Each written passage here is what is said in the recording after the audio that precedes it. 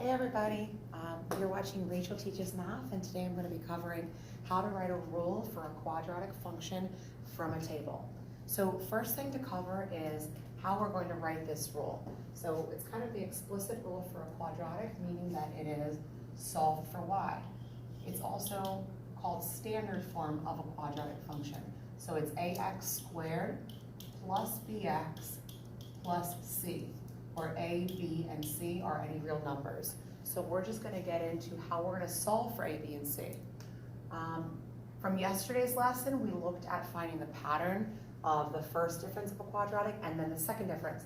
I always tell my students, I want you to actually prove to me that you know this is quadratic. So I'm going to make two additional columns. First column is going to be for your first difference. I'm just going to say first diff, part the i's.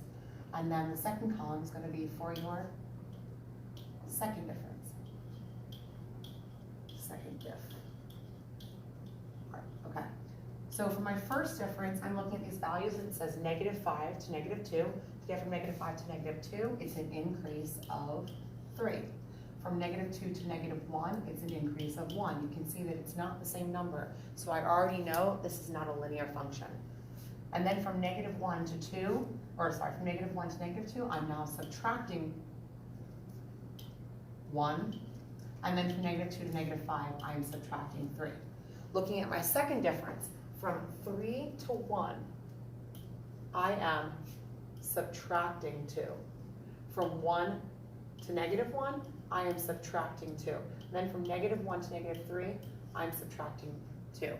So this is actually super important because we're going to use this second difference value to find the a value in our quadratic function. So I'm just going to start to break down what each of these pieces mean. Okay, so your c value is going to be your y-intercept in this function. We're going to find it just right from your table. So here's my y-intercept. I'm not really feeling this orange. Switch. Okay. My y-intercept is right here, so I already know c equals -1. That's like, if you have your 0 value on your table, it doesn't get any easier than that. To find your a value for your function, a equals 1/2 times the value of the second difference. But we already discovered that the value of our second difference is -2. So it's 1/2 times -2, which equals -1. So I already know that my a value is -1. Now later on we're going to get into what that negative means in a quadratic.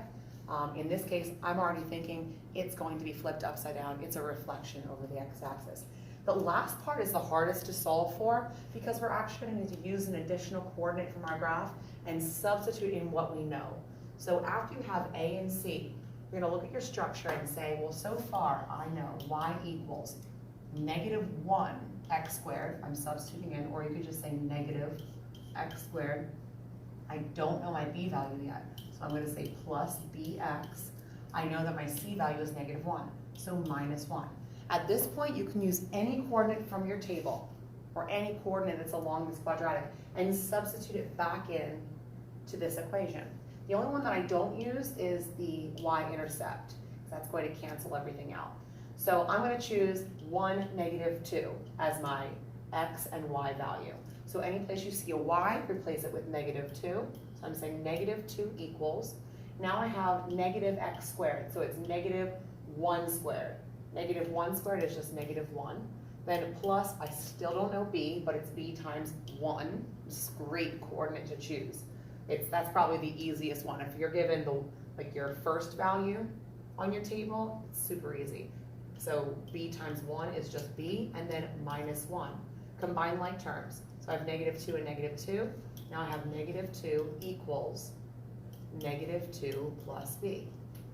Add 2 to both sides, and I get that 0 equals b. So my b value is actually 0. That makes this quadratic pretty straightforward, pretty easy. Doesn't get any easier than not having a b value. So b is 0. Now, don't forget your last step, substituting everything back in. A lot of my students will just stop right here and say, well, I found my b value, there's my a value, there's my c value, I'm done. Well, no, I want to see your entire rule. So if I ask you to write a rule for a quadratic, then I need to see y equals My a value was -1, so -1x squared, or you could just say -x squared.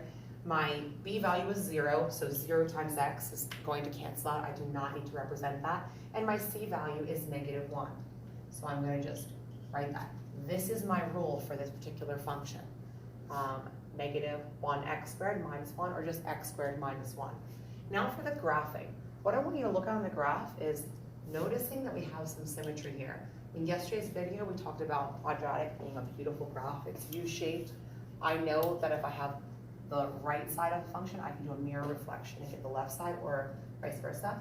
So I'm going to start with the value that is called your vertex, which means it's right in between where your numbers are repeating. You can see you have -1 in the middle, then -2, -2, -5, -5, and let's see what happens with this function. I'm feeling perfect right now. So 0, -1, plot that point. Then -1, -2,